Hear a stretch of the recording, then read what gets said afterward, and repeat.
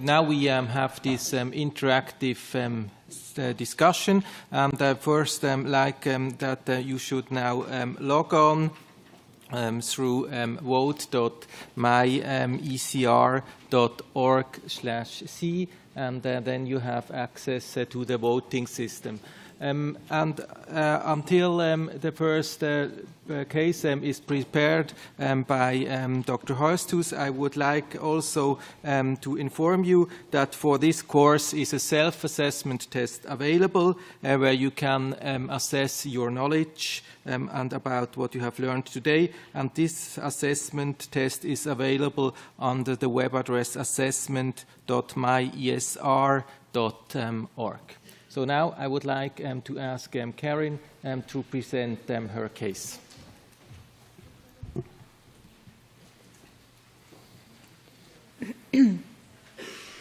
So this is a case of a male patient who is 27 years old, known with Crohn's disease, and he had a pain just above the coccygeal bone. And the surgeon asked us, does he have a perianal fistula? So what you see here is a sagittal T2 weighted image. And here, indicated by the red arrow, you see a hyperintense tract. So what is indicated by the arrow? A superficial fistula, a transsphincteric fistula, an intersphincteric fistula. This is not a perianal fistula, or I don't know.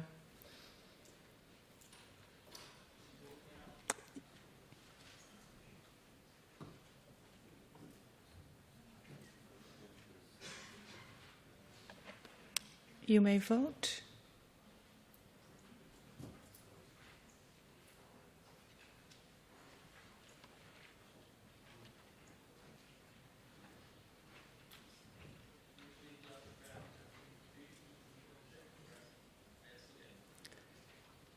Okay, so most of you have said this is not a perianal fistula, and this is very good.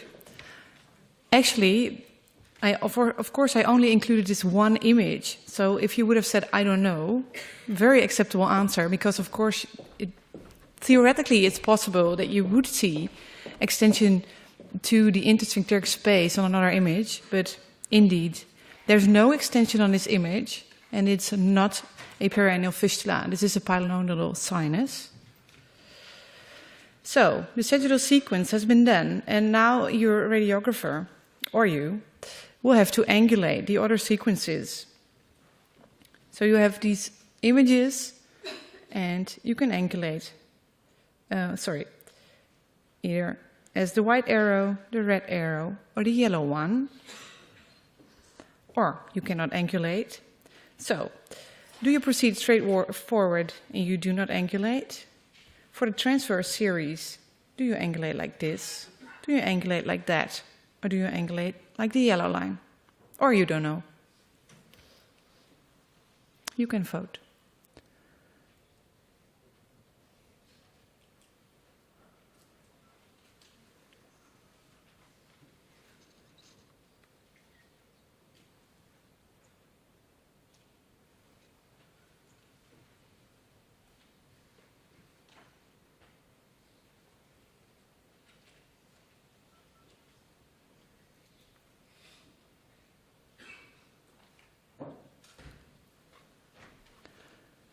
Okay, very good. Most of you have said that you should angulate for the transverse images like this, like the white line, and that's correct. If you would angulate like that, you would angulate at the rectum, which is not a surgically relevant plane. This is the coronal, these are the coronal images, sorry. And this would mean that you would angulate at the rectum. So, easy question. Which structures are indicated by the arrow and the asterisk?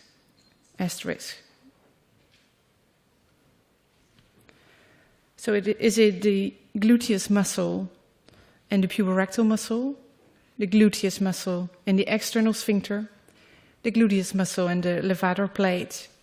None of the above, or I don't know.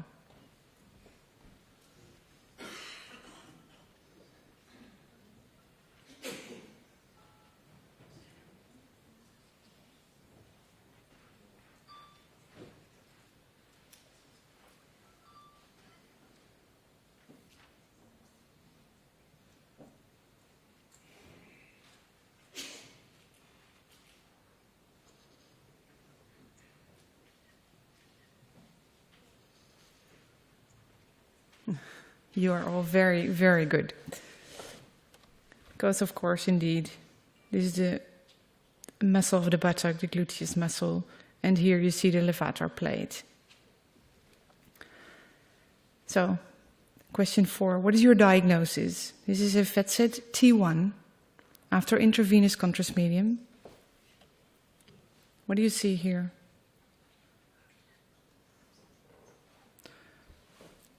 This is the same patient, so actually you should know already, but is it granulation tissue in the ischioanal fossa? Is it an intersphincteric fistula, a transsphincteric fistula, a superficial fistula, or a pilonidal sinus?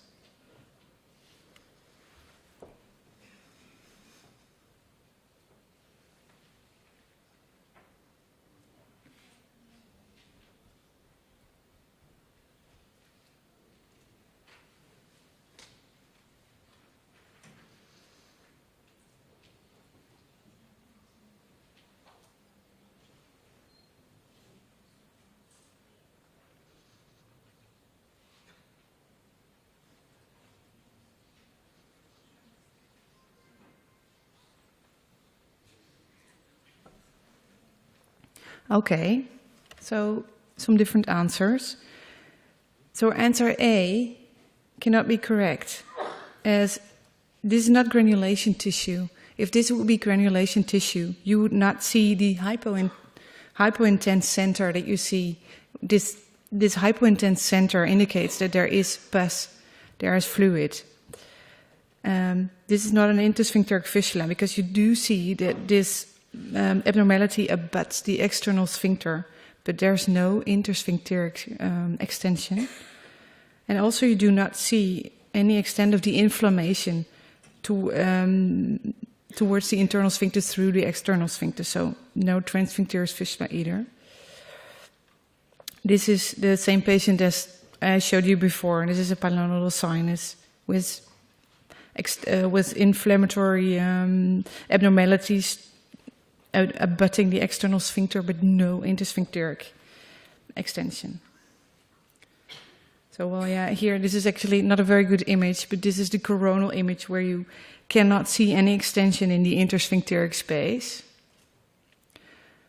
But, as I already told, the diagnosis is a pilonidal sinus with a fluid-filled tract, so no granulation tissue, and without extension in the intersphincteric space. And the teaching points of these questions were: angulate your transverse and coronal sequences at the anal canal. Use your post-contrast T1 weighted images to differentiate between granulation tissue and fluid or pus.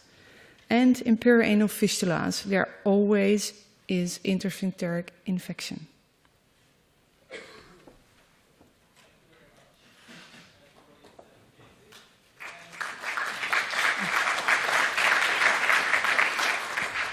Does anyone has a question to Dr. Horsthuus regarding her lecture or regarding the case? If this is not the case, I think in sake of time we will proceed to Professor Halligan and ask him to present his case. Please.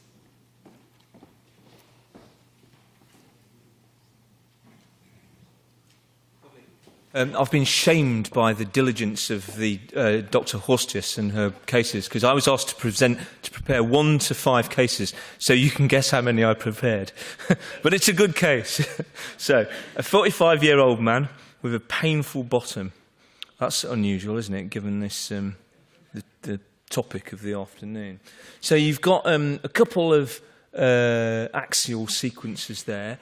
You've got I love stir sequences, so you've got a stir sequence at the top, and then you've got a T2 weighted image at the bottom. So have a little look at those. I'm desperately trying to remember what I did, because it's a while ago that I did these. Okay, so that must be caudal, and these are the same sequences, slightly more cranial. So feast your eyes on those. And I think, did I do another 2? Yes, I did. Sorry, I'm misleading you all terribly here. I think that is the most cranial image. Then we're going down, we're going caudally, so you go to that, okay, and you're going to that. That's the most caudal, the nearest to the feet, okay. So, your quizmaster will ask you, oh look, we've got you, hold on the quizmaster, we've got more images. So there we go.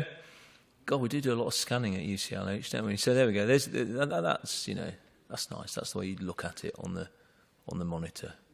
So your quizmaster says, is this an intersphincteric fistula? I mean, let's keep it basic, guys. Is it an intersphincteric fistula, an extrasphincteric fistula, a horseshoe fistula, a transsphincteric fistula, or a suprasphincteric fistula? You may vote. And while you're voting, it just occurs to me, one of the things I'm often asked, both by surgeons and radiologists, and we've seen some examples during the lecture this afternoon, is what is a horseshoe? Okay, a horseshoe is quite simply where you have sepsis both sides of the internal opening. Now, the internal opening is usually posterior, so if you've got sepsis both sides of the internal opening, that is a horseshoe. If you have something that looks like a horseshoe, but the sepsis is coming in at one end or the other, it's not a horseshoe, okay? And that can be intersphincteric, it can be supralevator, it can be the ischioanal fossa. But a horseshoe is where you have sepsis both sides of the internal opening. So, let's see the scores on the doors. There we go, you got the answer. Well, we'll find out. Obviously, I'm speaking too fast. So vote, having seen the answer. So if you get it wrong now, you're really stupid. I can't see that little thing. What does it say? 57 out of 85. 59. The suspense is killing me. Right, okay. So, well, clearly it's a transsphincteric fistula. What you could see on the image was in the right posterior quadrant at about 7 o'clock, you had a tract that was out in the ischioanal fossa near the anal verge, and as you went up, you saw that cross the external sphincter to reach the internal, to reach the intersphincteric plane and the internal opening posteriorly at 6 o'clock. So it is a transsphincteric fistula. Well done. There we are. In fact, that's what I've just said, isn't it? Right posterior quadrant 7. You see, I've got incredible internal consistency. Lovely. Thank you very much.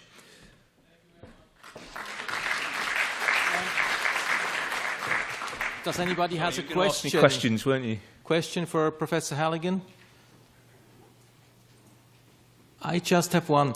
Steve, what do you think is now the indication for a perianal fistula disease? We often discuss, is the first manifestation of a perianal fistula, is this already an indication for an MR? Or what do you think? I think so. That paper that we had in The Lancet a few years ago looked explicitly at patients with recurrent disease because we thought the impact of MRI will be greatest in patients who have recurrent disease, because they will be the patients with the most complex fistulas. But we also, when we were collecting patients for that study, we basically did MRI on everybody. And what we found was that of the patients with seemingly simple fistulas, so, you know, you've got an external opening near the anus, the surgeon examines it, thinks it's simple. If they have an MRI, about 10% of those will actually be complex, i.e. they'll be transsphincteric, the internal opening might be high, there may be an extension, there may be supralevator sepsis. So 10% of seemingly simple fistulas will actually be complex. Given that MRI doesn't cost that much money anymore, and given the cost and misery of recurrent disease and the cost of a reoperation, we now do MRI on absolutely everybody. And I think, you know, if you've got access to MRI, medico-legally, it's a bit difficult to argue not doing it, actually. So I would do MRI on anybody with an anal fistula for those reasons. Thank you very much. If you have one short question, you can ask it. Professor Halligan, thank you for your very interesting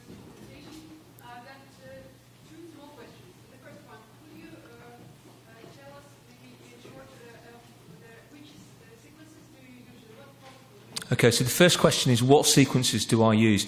I do a sagittal T2-weighted sequence, simply because it shows the presacral space well, and with some complex fistulas you get presacral extensions, and then I do axial and coronal stirs, and that's it. I'm not very intelligent, so you've got to keep things as simple as possible. So one sagittal T2-weighted, axial and coronal stirs. That's all you need. That's all I need. The axial and the coronals are stirs, so it doesn't matter if you do fat suppressed T2 or stirs, as long as you use some sort of fat suppression. But that's all. No contrast, nothing more than that. You've got to keep it simple.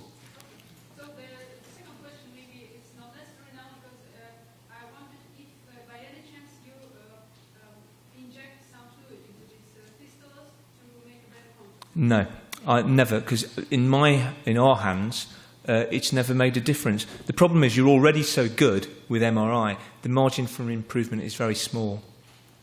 Thank you. Thank you again. And now it's Professor Magioni. I would like to ask her to present her case.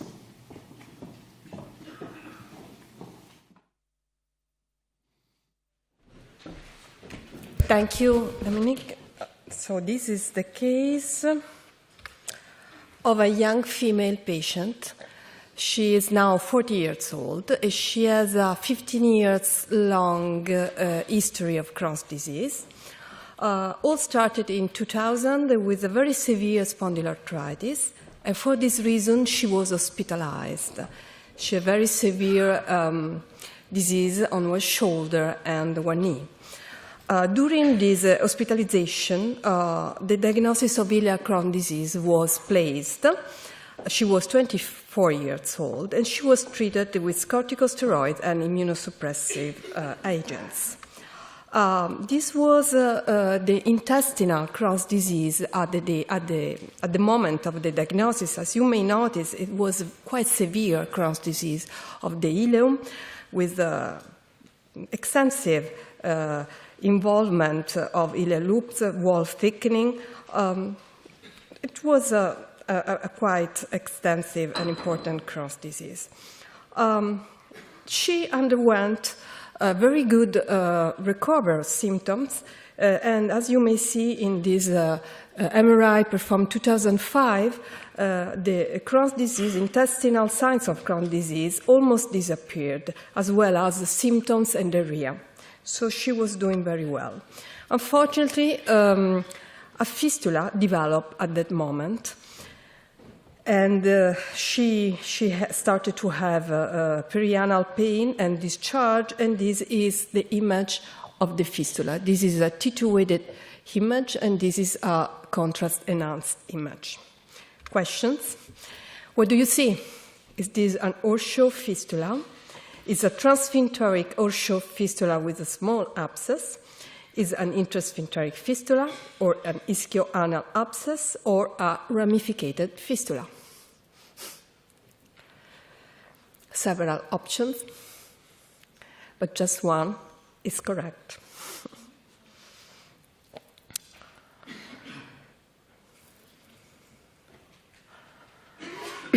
Unfortunately, the development on this fistula changed the course of this disease, as you will see in a moment, and made this disease much worse, much more severe, with more complications, as you will see.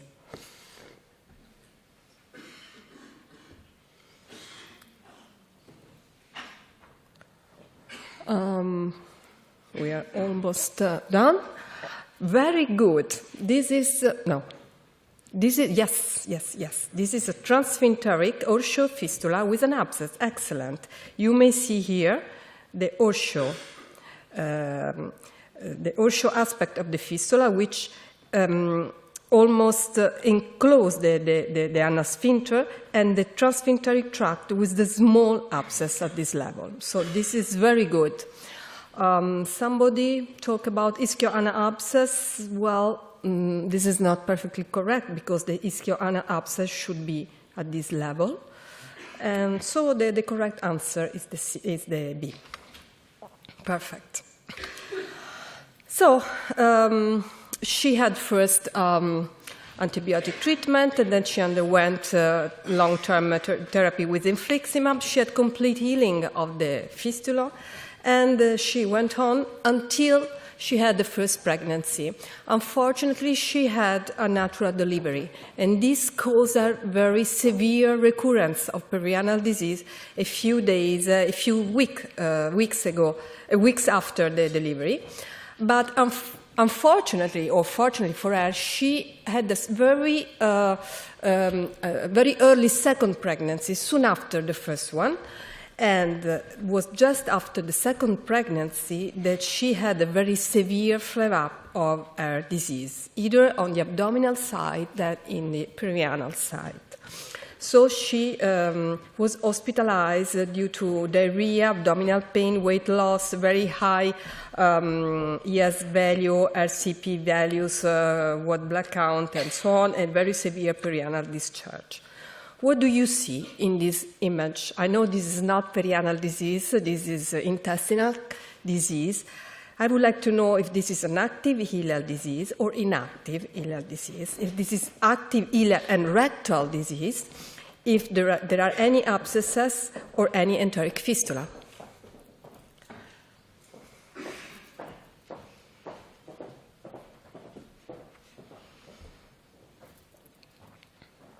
So this was the flare-up at the level of the intestinal site.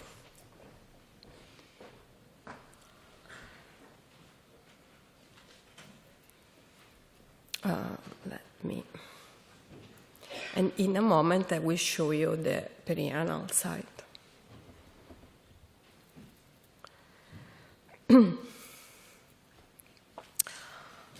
Very good, very good. This was also rectal disease, not only ileal disease, but also rectal disease. And this makes the possibility of perianal disease higher. And in fact, she had this very severe involvement of the ileum with proctitis, but also, at the same time, she came with this perianal disease. These are all T2-weighted FATSAT images. And now I ask you, what do you see? An Ursho fistula complicated with ischioanal abscess, with an ischioanal abscess. You see gluteal abscess, or abscesses if you want. You see an ischioanal phlegmon. You see a ramificated perianal fistula or bilateral ischioanal abscesses. Many of them are partially correct, but one is more correct than the other.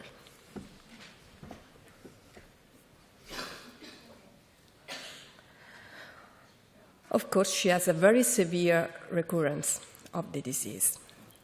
She had a very small child, and this was a very difficult situation to manage.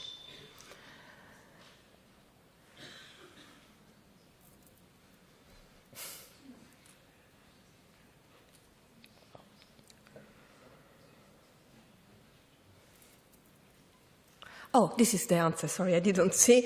No. The correct answer is the A. She had, firstly, an Ursho fistula. So if you have to drain this, you have to pass through the Ursho axis, and then she developed an ischioanal abscess. So the primary tract is always very important to consider because it's the trace that the surgeon or the radiologist has to follow for the treatment. So this was an Ursho fistula complicated with an ischiorectal abscess with diffuse edema of the gluteal region, of the levator animuscle, and so on. These are the post-contrast images showing this very large abscess. And now I ask you, and this is a very advanced question, which is the best therapeutic approach for you? The placement of acetone, a percutaneous drainage of the abscess, surgery, colonostomy, or local infiltration with infliximab. I know this is a clinical question, but I think we should be addressed a little bit towards the clinical issues.